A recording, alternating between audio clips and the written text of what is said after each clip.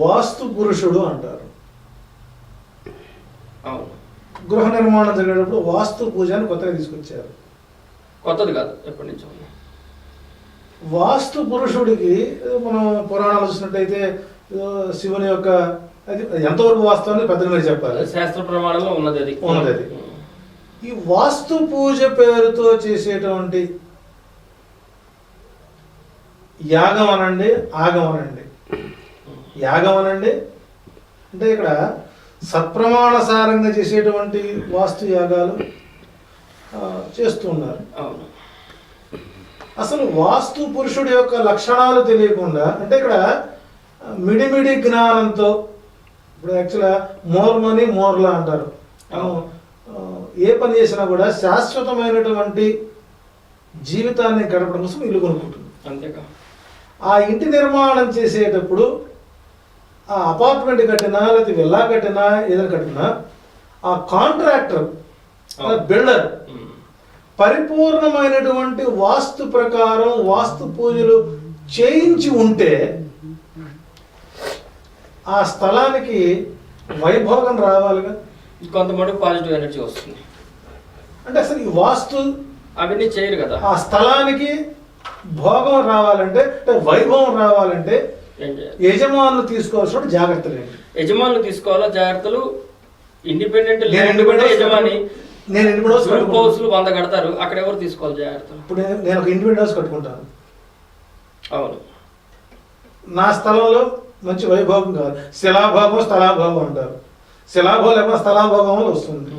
So ఇక్కడ స్థలాభోగం అంటే స్థలానికి పరిపుష్టమైన బలం రావాలి అంటే అవును, నేను ఇండిపెండెంట్ కట్టుకుంటున్నాను. అంతేగా, కట్టుకుంటున్నాను.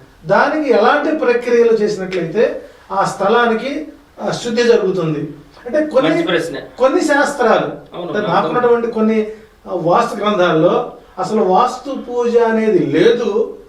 కేవలం పుణ్యవచనం ద్వారానే ఆ స్థలానికి వైభోగం తేవాల్సింది పోయి అన్నప్రాసం రోజు ఆవకాయ పచ్చడి మాదిరిగా ఆ యజమానిని ఈ వాస్తు పూజ పేరుతో కొంత డబ్బుని ద్రవ్యలోపం చేస్తున్నారు. దీనివల్ల యజమాని శంకిస్తూనే చేస్తాడు. ఈ విషయం గురించి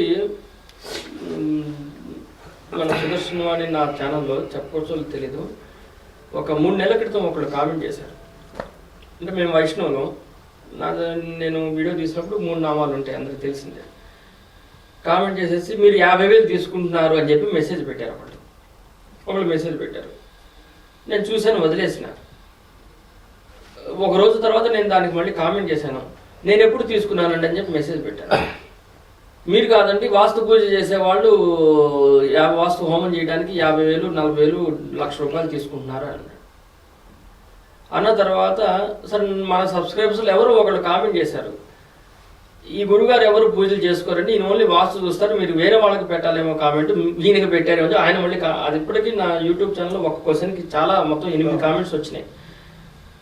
ఆయన రిప్లై చేశాడు, ఎవరు ఒక అన్నోన్ పర్సన్ చేశారు, ఈయన వాస్తు మటుకే చూస్తారు, ఈయన ఎక్కడ పూజలు చేసిన సందర్భాలు ఎక్కడ చెప్పలేదు, అది వేరే వాళ్ళు వింటారంటే. తర్వాత మళ్ళీ ఆయన కామెంట్ చేశారు ఏంటంటే ఈయన గురించి కాదు, అసలు బ్రాహ్మణులు అనేవాళ్ళు ఎక్కువ డబ్బులు తీసుకున్నారని చెప్పేసి అప్పుడు ఆయన క్లియర్గా ఒక పెద్ద పారాగ్రాఫ్ మాట్లాడారు. అలా ఇక్కడ ఏమవుతుందంటే మాట్లాడేవాళ్ళు, అవును అలా మాట్లాడేవాళ్ళు గృహప్రవేశం చేసుకోవాల్సిన అవసరం లేదు, వాస్తు పూజలు అవసరం లేదు, పందిరి లేకుండా పెళ్లి కూడా చేసుకుంటారు, వాస్తుతో అవసరం లేదు, వెళ్ళొచ్చు. సో ఇక్కడ